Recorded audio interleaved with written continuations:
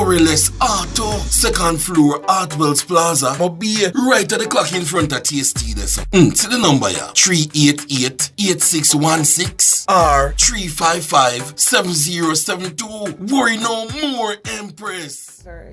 Young drivers, professional drivers, aspiring drivers, dream drivers, everyone. Welcome to Worryless Auto's first session on things to check before driving. There are some unwritten rules on what to do or check before driving out.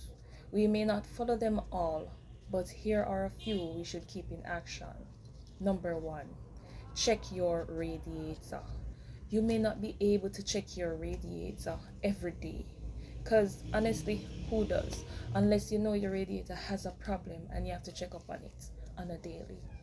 But on a regular basis of maybe once per week is required, just to ensure it always filled with coolant, as the coolant helps to keep the engine cool. To share with you why I say coolant and not water. Alright, coolant is more resistant to heat than water. Okay, antifreeze coolant is recommended. Once it doesn't freeze below 0 degrees, it should be okay. Coolant is rust resistant and allows your vehicle to reach its highest potential. Water is not the best for your engine, as it may have impurities that goes to the bottom of your engine, sits there and form clogs. Clogs can cause your engine to jam. Alright? Water also causes rust, which can reduce the engine's life.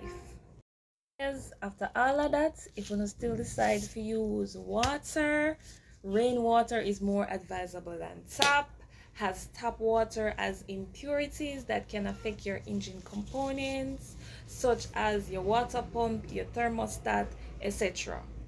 Remember, the radiator is key in keeping the engine cool, so if it runs out of water, your engine is likely to overheat. Also, never add water or coolant to a hot engine. Alright? Okay, good. Okay, now we are going to talk about the radiator cap. The radiator cap works hand in hand with the radiator. The radiator cap should not be worn or loose. It should sit firm and tight on your radiator to hold the pressure. Okay?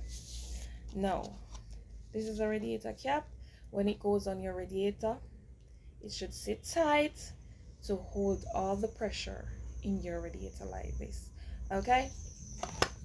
It's another radiator cap. This one is perfect because when you put it on, you already sit down good. Alright, so always ensure when you screw on your radiator, on the radiator cap, it sits perfectly on it. I'm going to give you an illustration. That's why I'm in my gloves. So for illustration purposes, we have our radiator here, we have our radiator cap, and we have our green water-based coolant. Remember, you can use your green water-based, green oil-based, red water-based, red oil-based. Once it's coolant and it's antifreeze, it should be good. Alright, now you open your coolant, not really opening it, of course. You make sure it's on the mouth of your radiator. You pour in your coolant. When it comes way up to the top here, when you can see it, you stop, put on your radiator. I love this radiator, it just looks right and tight. Alright, then we lock our radiator. Make sure it's locked firmly and tightly. Okay, another key factor is to ensure that the radiator cap is the right size for your radiator. For cars, it's normally 0.9 kg or 1.1 kg. Now look at this radiator. Look at this radiator cap. I'm going to open it. You see how tight it is? So it holds the pressure. You see that? So this is the right size for this radiator. This is 0.9 kg. So always ensure you get the right size for your radiator cap. Another key component of your radiator is your radiator bottle. It should always be on full, should always be on the F right here. Never exceed it, all right? If it's on L, you need to top up. Okay, so now I'm going to give you some tips, just basic tips on your radiator. If you have to top up your radiator daily, maybe you need to take it to a radiator specialist and have them check for leaks. Your radiator may just be worn and needs changing, as they do from time to time. Trust me, that's true. It can also be you have an overheating problem and your engine needs a new head gasket, overall kit, or you might just need one new engine. Also, monitor your heater gauge, alright? And once you see it go up on red, stop immediately.